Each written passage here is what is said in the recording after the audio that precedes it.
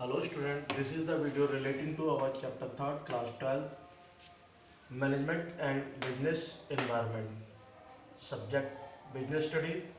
Topic है हमारा economic environment in India. Economic environment in India means कि at present जो हमारा इकोनॉमिक एनवायरनमेंट है इन इंडिया वो क्या है और कैसे है। ठीक है, तो हम यहाँ पर उसके बारे में बात करेंगे about the economic environment in India. तो इसमें कह रहा है कि इकोनॉमिक एनवायरनमेंट इन इंडिया में कि जो भी फैक्टर्स हैं हमारे, ऐसे कौन कौन से फैक्टर्स हैं, कौन कौन सी चीज़ें हैं जिनके बेसिस पर हमारा एनवायरनमेंट इफेक्टेड होता है। इसमें कह रहा है the general economic environment privilege in the countries affected the performance of almost all business enterprises. कहने का मीन्स क्या है कि जो इकोनॉमिक एनवायरनमेंट है वो कहीं ना कहीं हमारा इफेक्टेड होता है या उसकी परफॉर्मेंस इफेक्टेड होती है सभी business enterprise. therefore while assessing the performance of the enterprises, the impact of the economic environment of the performance of enterprise is also considered। जब हम किसी भी इसके परफॉर्मेंस को फाइंड आउट करते हैं, उसके इम्पैक्ट को फाइंड आउट करते हैं, तो कहीं ना कहीं हम उसकी परफॉर्मेंस को भी कंसिडर करके चलते हैं। तो आगे कह रहा है the economic environment includes the factor relating to the two means of the production and distribution of goods with the factors includes stage of the economic development of the countries। मतलब कौन किस स्टेज तक जो हमारी country का वो development है। The economic structures of the country का इकोनॉमिक स्ट्रक्चर्स क्या है। ठीक है, economic policies of the government की इकोनॉमिक पॉलिसीज क्या है। Government economic planning for the countries कि गवर्नमेंट की इकोनॉमिक प्लानिंग क्या है for the countries. And infrastructure factors in the countries. ये ओवरऑल पॉइंट्स हैं जो हमारे इकोनॉमिक एनवायरनमेंट को डिफाइन करते हैं या इकोनॉमिक एनवायरनमेंट इन इंडिया जो भी क्या है उसके बारे में हमें एक्सप्लेन करते हैं, डिफाइन करते हैं। ठीक है, अगर at the time of independence of the Indian economic environment in India lagged plan and development। India was majorly in blazes as a result। कहने का मीन्स क्या है कि जब हमारा कहने का मीन्स यहाँ पर क्या है कि जब हमारा जो इंडियन इकोनॉमिक पॉलिसीज थी उस टाइम में at the time of independence, जब इंडिपेंडेंस हुआ तो उस टाइम में हमारा जो इंडियन इकोनॉमिक थी वो बहुत ज़्यादा पुअर थी। पुअर क्यों थी? क्योंकि जो मोस्टली जो हमारे कंट्री पर्सनस थे वो ऑलमोस्ट विलेजेस में रहते थे। ठीक है, तो जब वो विलेजेस में रहते थे तो हमारा जो एग्रीकल्चर ज़्यादातर हमारा जो वो था वो किस पर डिपेंडेंट था। जो सोर्स ऑफ इनकम थी या जो कह सकते हैं इकोनॉमिक, वो हमारी एग्रीकल्चर पर डिपेंडेंट थी। ज़्यादातर हमारी जो क्या नाम पॉपुलेशन थी 80% पॉपुलेशन जो थी वो कहाँ पर थी? In the villages. ठीक है, आगे कह रहा है कि 70% of the working population was employed in the agricultures. अब इसमें से 70% जो पर्सन थे वो क्या कर रहे थे? एग्रीकल्चर में इन्वॉल्व थे। ठीक है, आगे कहता था people use low productivity technologies and the productions techniques. जो भी पर्सन वहाँ पर रहते थे इन द विलेजेस, तो वो क्या करते थे? जो भी चीज़ें यूज़ करते थे, जो टेक्निक्स वगैरह यूज़ करते थे, वो लो टेक्निक्स को यूज़ करते थे। तो उस केस में क्या होता है, जो प्रोडक्शन था, वो जो प्रोडक्टिविटी थी वो कहीं ना कहीं थोड़ी डाउन में चली जाती थी। लेकिन उसके बाद में जब आफ्टर इंडिपेंडेंस गवर्नमेंट ने बहुत सारी पॉलिसीज़ और प्लान्स को डेवलप करना चालू किया, 5 ईयर प्लानिंग्स की, उसके बेसिस पर क्या हुआ? इंडियन इकोनॉमिक्स हमारी डेवलप होना स्टार्ट हो गई। ठीक है, जब उन्होंने गवर्नमेंट ने बहुत सारी स्कीम्स और बहुत सारी पॉलिसीज़ को डेवलप किया, तो जब गवर्नमेंट की थ्रू बहुत सारी पॉलिसीज़ और क्या नाम है स्ट्रेटजीज डेवलप की गई, तो उस केस में जो हमारा इंडस्ट्रीज़ को ज़्यादा इम्पोर्टेंस देने लगे लोग। क्या नाम है विलेजेस से मूव करके सिटीज़ में जाने लगे, तो जहाँ पर इंडस्ट्रीज एरियाज में को फोकस करने लगे वहाँ पर 5 ईयर्स प्लान, 10 ईयर्स प्लान, इस तरह की पॉलिसीज थ्रू द गवर्नमेंट क्या नाम है स्टार्ट की गई। ठीक है, तो इसके बेसिस पे क्या हुआ? जो हमारी इंडियन इकोनॉमिक थी कहीं ना कहीं थोड़ी सी इम्प्रूव हुई और थोड़ा सा स्ट्रांग हुई। आगे कह रहे हैं कि इसमें कि जब आप इन द ईयर 1991 गवर्नमेंट ने कुछ ऐसी पॉलिसीज अपनाई जिसके बेसिस पर हमारे इंडियन इकोनॉमी को थोड़ा सा और क्या नाम है प्रोग्रेस मिली, थोड़ा सा और प्रोग्रेस हुई। क्या पॉलिसीज थी? उन्होंने यहाँ पर 3 पॉइंट्स को लेकर के वर्क करना स्टार्ट किया।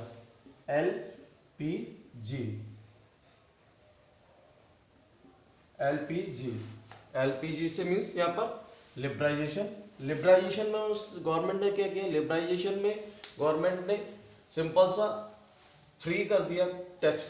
किसको फ्री कर दिया? From the licensing. जो भी हमारे कंपनीज फैक्ट्रीज वगैरह या फॉरेन कंपनीज फैक्ट्रीज थी उनको फ्री कर दिया फ्रॉम द लाइसेंसिंग।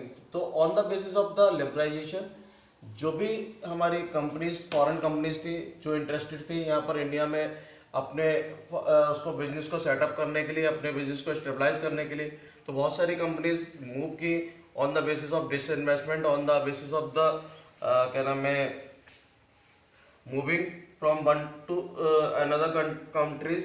तो यहाँ पर लिबराइजेशन में क्या हुआ? उसने अपने आप को वहाँ से मूव करना स्टार्ट कर दिया कि एक तरह, क्योंकि उसमें वहाँ पर लाइसेंसिंग प्रोसेस खत्म कर दिया था, लाइसेंसिंग को रिस्ट्रिक्टेड वो कर दिया था कि लाइसेंसिंग रिक्वायर्ड नहीं होगी। ठीक है, तो जब लाइसेंसिंग रिक्वायर्ड नहीं थी उस केस में जो फॉरेन कंट्रीज थी बहुत सारी यहाँ पर इंडिया में इन्वेस्टमेंट करने के लिए, इंडिया में पैसे लगाने के लिए रेडी हो गई और उसके बेसिस पर वो वहाँ पर मूव कर गई इंडिया में। ठीक है, उसके साथ साथ में उसके बाद में उन्होंने क्या किया? गवर्नमेंट ने कुछ चीज़ों को प्राइवेट सेक्टर्स को दे दिया जिसके बेसिस पर क्या किया? प्राइवेटाइजेशंस। लिबराइजेशन में क्या किया? लाइसेंसिंग फ्री कर दिया, लाइसेंस की रिक्वायरमेंट ख़त्म कर दी कि अगर कोई भी यहाँ पर कंपनीज और उसको स्टेबलाइज करना चाहता है तो उसको लाइसेंस की रिक्वायरमेंट होगी, तो वो लाइसेंसिंग पॉइंट को ख़त्म कर दिया। उसके साथ साथ में वहाँ पर प्राइवेटाइजेशन कर दिया कि बहुत सारे सेक्टर्स, बहुत सारी चीज़ों को प्राइवेट सेक्टर्स में दे दिया। जो गवर्नमेंट के अंडर वर्क थी चीज़ें तो वो सारी चीज़ें प्राइवेट सेक्टर्स में दे दी। उसके बाद में नेक्स्ट स्टेप लिया उन्होंने ग्लोबलाइजेशन में मीन्स कि ऑल ओवर वर्ल्ड में सारी चीज़ों को in an economic reforms which were introducing to the integrate the various economic of the world economic. It involves the increasing the level of the interactions with the independencies among the various nations of the global countries. The main objective of the introduced globalizations were to eliminate or reduce the regulations of liberalizations impact, to promote the export through क्या नाम है through the traffics. ठीक है, tariff structures. कहने का means क्या है कि ग्लोबलाइजेशन में ऑल ओवर वर्ल्ड में उसको वो कर दिया कि जिससे कि लोग ऑल ओवर वर्ल्ड में यहाँ से लोग फॉरेन में मूव कर सके, फॉरेन से लोग यहाँ पर मूव कर सकें, यहाँ पर कोई भी सारी चीज़ों को ख़त्म कर दिया। तो कहने का मीन्स क्या है कि जब गवर्नमेंट ने इकोनॉमिक डेवलपमेंट के बारे में सोचा तो उसके इसमें बहुत सारी स्टेप्स लिए, क्या नाम 5 years प्लान्स, 10 years प्लान्स, और उसके बाद में इन प्लान्स के अलावा उन्होंने एलपीजी को भी प्रमोट किया कि on the basis of the liberalisation, on the basis of the privatisation, on the basis of the globalisation Indian economic को डेवलप करने के बारे में सोचा। अब हम बात करते हैं अबाउट द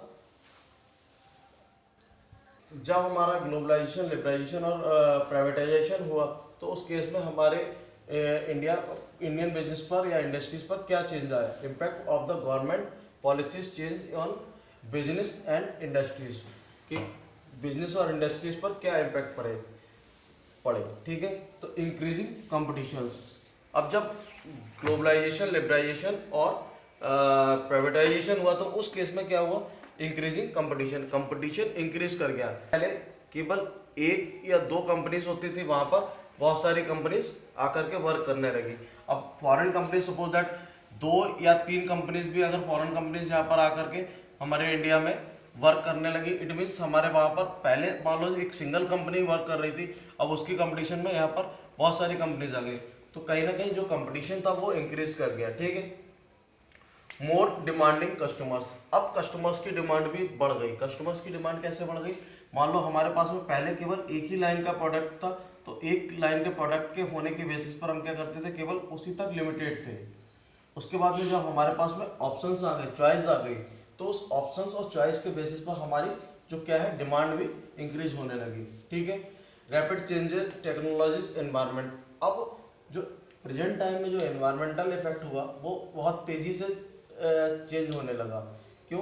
क्योंकि जब बाहर से हमने यहाँ पर लिबरलाइजेशन, ग्लोबलाइजेशन और प्राइवेटाइजेशन में इन्वॉल्व हुए, तो उस केस में जब बाहर की कंपनीज यहाँ पर इन्वॉल्व हुई तो नई नई टेक्निक्स, फॉरेन की टेक्निक्स को यहाँ पर स्टेबलाइज किया गया। उसके बेसिस पर हमने जब फॉरेन की टेक्निक्स को फॉलो किया, फॉरेन की टेक्निक्स को अडॉप्ट किया, तो उस केस में हमारे साथ हमारे प्रोडक्टिविटीज में भी काफ़ी इम्प्रूवमेंट हुआ है। Necessity for the change. अब नेसेसिटी फॉर द चेंज का मीन्स यहाँ पर क्या है कि बदलाव जरूरी था। अगर हम ओल्ड टेक्निक्स और ओल्ड सारी चीज़ों पर डिपेंडेंट रहते और या हम एग्रीकल्चर पार्ट पर डिपेंडेंट रहते, तो उस केस में हमारी जो इंडियन इकोनॉमी है वो उतनी डेवलप नहीं कर पाती, क्योंकि जो भी पर्सन थे वो एग्रीकल्चर पार्ट में इन्वॉल्व है, विलेजेस में रह रहे होते तो एग्रीकल्चर पार्ट में इन्वॉल्व होते। जब एग्रीकल्चर पार्ट में होते इन्वॉल्व होते, हमारे पास में अच्छी टेक्निक्स नहीं होती, तो उस कंडीशन में हमारा जो प्रोडक्टिविटी थी उतनी अच्छी प्रोडक्टिविटी नहीं बन पाती। तो जो चेंजेस थे वो चेंजेस रिक्वायर्ड थे, जिसके बेसिस पे हमने बहुत सारा डेवलपमेंट किया। Need for the developing human resources. अब जो ह्यूमन रिसोर्सेज जो भी रिक्वायर्ड थे फॉर द ह्यूमन रिसोर्सेज, उन सारी ह्यूमन रिसोर्सेज को भी डेवलप करने के लिए की जरूरत पड़ती है। ठीक है। Market orientation. पहले जो था हमारा जो बिजनेस होता था वो किस तरह से होता था, मार्केट ओरिएंटेशन। एक तरह से हमने पूरा जो बिजनेस सेटअप किया वो एक तरह से मार्केट ओरिएंटेशन के बेसिस पर किया। मार्केट रिसर्च की कि क्या पब्लिक में डिमांड है, मार्केट में डिमांड है, उसके बेसिस पर हमने चीज़ों को मैन्युफैक्चर करना स्टार्ट कर दिया। ठीक है। तो ये सब कहने के मीन्स यहाँ पर क्या था कि ये मार्केट ओरिएंटेशन हमारा हो गया। Loss of budgetary support to the public sectors. अब कहीं ना कहीं पर जो एक इम्पैक्ट पड़ा वो किस पे पड़ा, loss to the public sectors budgetary support. Means यहाँ पर कि with introduction of the privatisation there is a shift from the public sectors to the private sectors. जब हमारा बजटरी उसमें कि जब हमने प्राइवेटाइजेशन किया, प्राइवेटाइजेशन के बेसिस पे क्या होगा, जो हमारी पब्लिक सेक्टर्स इंटरप्राइजेस थी वो क्या हो गई, प्राइवेट सेक्टर्स इंटरप्राइजेस बन गई। ठीक है। there is a decline in the financial supports to the public sectors। अब जब वो प्राइवेट सेक्टर्स में चले गई तो वहाँ पर पब्लिक सेक्टर्स का सपोर्ट मिलना बंद हो गया। ठीक है। तो जब पब्लिक सेक्टर्स का सपोर्ट मिलना बंद हो गया, as a result public sectors enterprises need to be efficient and generate their own resources competent with the private enterprises। मतलब कहीं ना कहीं जब उसमें रिडक्शन आया तो रिडक्शन के बेसिस पे क्या हुआ, पब्लिक सेक्टर्स जो भी हमारे एंटरप्राइजेस थे, अब जो भी पब्लिक सेक्टर एंटरप्राइजेस हैं उनको किसकी रिक्वायर्ड होगी, अपने खुद के रिसोर्सेज को अरेंज करने की रिक्वायरमेंट होगी। तो कहने का मीन्स यहाँ पर क्या है कि इन इंडियन इकोनॉमिक जो हमारा इकोनॉमिक एनवायरनमेंट इन इंडिया था, जब हमने उसको रिसर्च किया तो उससे पहले हमारा बिफोर द इंडिपेंडेंस हमारा जो यहाँ पर पर्सन्स थे वो मोस्टली 80% पर्सन्स हमारे विलेजेस में रहते थे और वो 70% उसमें से एग्रीकल्चर्स में इन्वॉल्व रहते थे। जब हम वो 70% एग्रीकल्चर में इन्वॉल्व रहते थे तो उतना अच्छा प्रोडक्टिविटी नहीं हो पाती थी जितना कि रिक्वायर्ड है फॉर द इकोनॉमिक डेवलपमेंट। तो जब इकोनॉमिक डेवलपमेंट के लिए अमाउंट रिक्वायर्ड है, वो प्रोडक्टिविटी रिक्वायर्ड है, तो उस तरह की, क्योंकि हमारे पास में वो सारी टेक्निक्स वगैरह नहीं थी जिसके बेसिस पर हम अच्छी प्रोडक्टिविटी यूज़ कर सकें। तो उसके बाद में गवर्नमेंट ने बहुत सारी पॉलिसीज़ और बहुत सारे प्लान्स को फॉलो अप किया, जिनके बेसिस पर हमारे गवर्नमेंट ने कुछ चीज़ों को क्या किया, एलपीजी में कन्वर्ट कर दिया। Liberalisation, privatisation and globalisation. जब लिबरलाइजेशन, प्राइवेटाइजेशन एंड ग्लोबलाइजेशन हुआ तो उस केस में बहुत सारे चेंजेस देखने को मिले। ठीक है। क्यों? क्योंकि जब लिबरलाइजेशन, ग्लोबलाइजेशन और प्राइवेटाइजेशन हुआ तो उस कंडीशन में बाहर की कंपनीज भी यहाँ पर इन्वेस्टमेंट करने लगी और बहुत सारी ऐसी चीज़ें हुई जिनके बेसिस पर हमें बहुत बेनिफिट मिले। ठीक है। एक तो फॉरेन कंपनीज हमारे यहाँ जब एस्टेब्लाइज हुई तो उस केस में हमारा जो अमाउंट बना लाइसेंसिंग वगैरह का वो सारा हमें बेनिफिट दे, लाइसेंसिंग खत्म हो गई। तो जब वो यहाँ पर हमारे यहाँ इंडिया में इन्वेस्टमेंट करने के लिए आई तो उस केस में उन्होंने हमारी इंडिया को क्या दिया, एज अ रेवेन्यू टैक्सेशन दिया। टैक्स जब दिया तो इंडियन इकोनॉमिक डेवलप हुई। तो कहने का मीन्स क्या है कि एलपीजी के बेसिस पर बहुत सारे बेनिफिट्स हुए इंडियन इकोनॉमिक को।